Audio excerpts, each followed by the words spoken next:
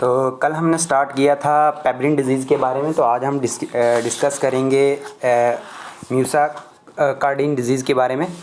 तो ये जो म्यूसा कार्डिन डिजीज़ है ये भी क्या है, एक फंगल डिजीज़ है जो एक फंगस काज करता है, बोवेरिया बेसिना। तो इसके जब हम मतलब ये कब हो जाती है कि ये जो डिज़ीज़ होती है ये कॉमनली कब कहाँ पे पाई जाती है? इंडिया में इसका ज़्यादा से ज़्यादा इफेक्ट देखने को मिल जाता है हमें।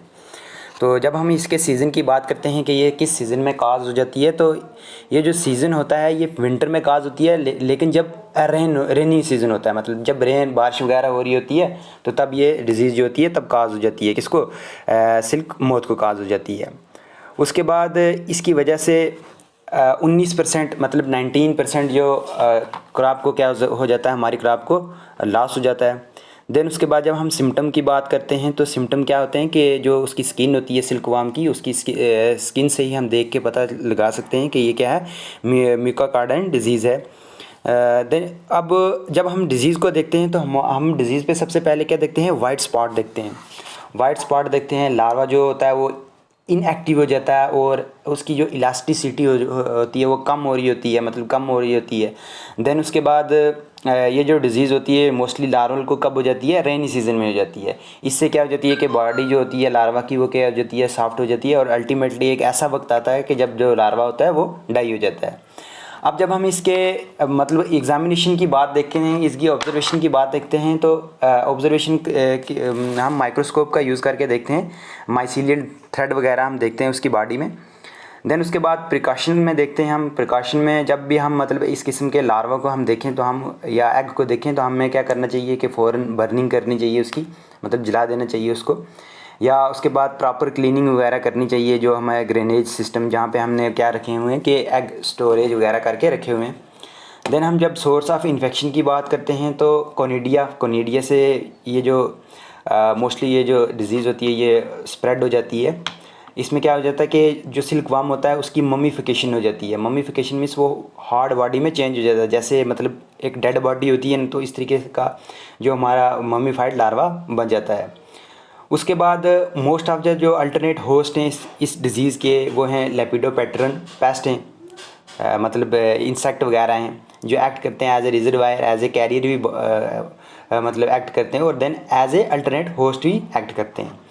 उसके बाद और उसके बाद ये जो डिज़ीज़ है ये कंडेमिनेटेड अप्लाइंसेस की वजह से भी हो जाती है, टूल्स की वजह से भी हो जाती है जो हम मतलब लेके जाते हैं और यूज़ करते हैं। किसमें हमने जो सेटअप किया हुआ होता है सिल्क इंडस्ट्री वगैरह या सिल्क ऑर्गेनाइजेशन में, हम क्या करते हैं जो टूल वगैरह इस्तेमाल करते हैं उससे भी ये क्या डिज़ीज़ स्प्रेड हो जाती है। देन उसके बाद रूट ऑफ इन्फेक्शन देखते हैं हम कि मतलब किस रूट से हो सकती है। तो मोस्टली जो रूट ऑफ इन्फेक्शन है ये क्यूटेनियस है। क्यूटेनियस मीन्स स्किन के थ्रू हो जाती है। कोनिडिया जो ग्रो करता है लार्वा की स्किन के ऊपर, देन वो पेनिट्रेट कर जाता है उसकी बॉडी में, जिससे क्या होता है कि लार्वा की ममीफिकेशन हो जाती है। अब वो जो कोनिडिया या हम बोल सकते हैं कि ये वो जो फंगस होगा वो क्या करेगा कि इंटरनली उसकी बॉडी को क्या कर देगा, ख़त्म कर देगा। देन उसके बाद प्री डिस्पोजिंग फैक्टर की जब हम बात करते हैं कि क्या क्या फैक्टर चाहिए इसको डिस्पोज होने के लिए, सबसे पहले low temperature with high humidity over crowding की वजह से भी मतलब ये डिज़ीज़ क्या हो जाती है, पाई जा सकती है, मतलब देखी जा सकती है। अब जब हम इसके सिम्टम की बात करते हैं तो मैंने आपको पहले ही लेक्चर से बताया था कि इसकी जो लाइफ है वो 4 स्टेजेस से होके गुजरती है। First one is egg stage, then larva stage, then pupal stage and then last पे मोथ स्टेज। जब हम एग की बात करते हैं तो इसके एग क्या होते हैं कि इसके एग पे ये जो कोनिडिया है हम इनको क्या करते हैं, अच्छे से ऑब्ज़र्व कर सकते हैं। उसके बाद ये आहिस्ता आहिस्ता से ये जो माइसीलियम होते हैं ये क्या करते हैं, इनसाइड में पेनिट्रेट करना स्टार्ट कर देते हैं। देन अल्टीमेटली ये होता है कि उसके बाद वो जो एग होगा वो किस में हो जाएगा, लार्वा में चेंज हो जाएगा, और लार्वा जो होगा वो अपनी भूख वगैरह क्या कर देगा, कुछ वगैरह फीड किसी चीज़ पे फीड नहीं करेगा, इनएक्टिव हो जाएगा, और अल्टीमेटली एक ऐसा वक्त आएगा जब उसकी डेथ हो जाएगी in the form of mummified larva. उसके बाद और जब लार्वा की जब हम बात करते हैं तो ऐसा लगता है कि मतलब जैसे जो लार्वा होगा ना कि मतलब ऐसे होता है कि डायरिया की फॉर्म में मतलब देख सकते हैं उसको कि एक ये डायरिया का क्या है प्रोडक्ट है। उसकी बॉडी जो होगी लेस इलास्टिक होगी, ऑयली स्ट्रैंड होगी। ऊपर मैंने आपको बताया ना कि डायरिया वगैरह की हम देख सकते हैं, तो इसी से हम लगा सकते हैं कि उसकी जो बॉडी होगी वो ऑयली स्ट्रैंड होगी, ब्लैक मार्क होगा। उसके बाद बिल्कुल मतलब उसकी जो बॉडी होगी सख्त होगी, मम्मीफाइड। देन उसके बाद पीपल स्टेज की जब हम बात करते हैं तो पीपल स्टेज में क्या होता है कि ब्लैक स्पॉट आना शुरू हो जाते हैं मम्मीफाइड पीपल पे, हार्ड हो जाती है उसकी बॉडी, और ज़्यादा हार्ड हो जाती है, लाइटर हो जाती है एंड देन वाइट हो जाती है। उसके बाद मौत की जब हम बात करते हैं तो मौत जो होता है वो स्लगिश हो जाता है विद डिफॉर्म, मतलब विंग्स जो होते हैं उसके मतलब क्या हो जाते हैं, फॉल ऑफ हो जाते हैं। देन उसके बाद जो और एक मतलब ये आता है कि पूरी तरीके से जो ये मतलब डिजीज़ पहले उसके लार्वा एग को होगी, देन उसके लार्वा को होगी, देन प्यूपा को, देन मौत पे।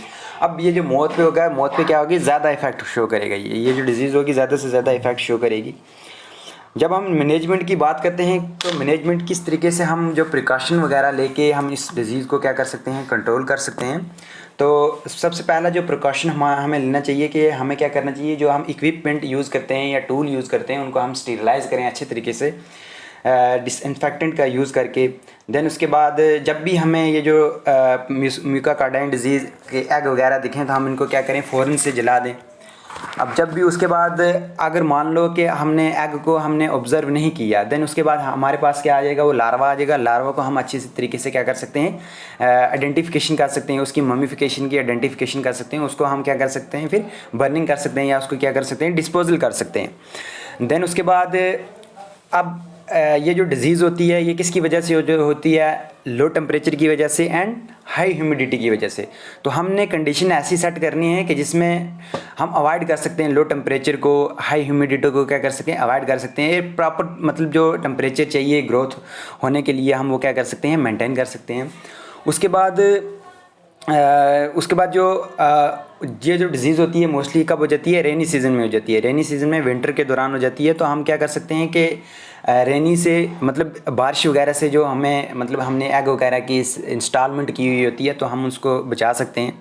देन उसके बाद अब बेड डिसइंफेक्टेंट का यूज़ कर सकते हैं। उसके बाद अल्टरनेटिव मतलब डिसइंफेक्टेंट का यूज़ कर सकते हैं जो हमें मार्केट वगैरह से मिल जाते हैं। तो हम उस पर प्रॉपर तरीके से गाइडलाइन लिखी हुई होती है कि आपने इन स्टार लार्वा को इतना देना है, देन जो उससे कम होगा उसको इतना देना है। तो अकॉर्डिंग टू हम डोज वगैरह का यूज़ करके इस डिज़ीज़ को क्या कर सकते हैं, प्रिवेंट कर सकते हैं। तो इसकी जो PDF है वो मैं आपको ये जो लेसन है कंप्लीट होने के बाद प्रोवाइड कर दूंगा। आप तब तक इसको देखिए अच्छे से, अगर कहीं से समझ ना आए तो आप मेरे से फ़ौरन पूछिए।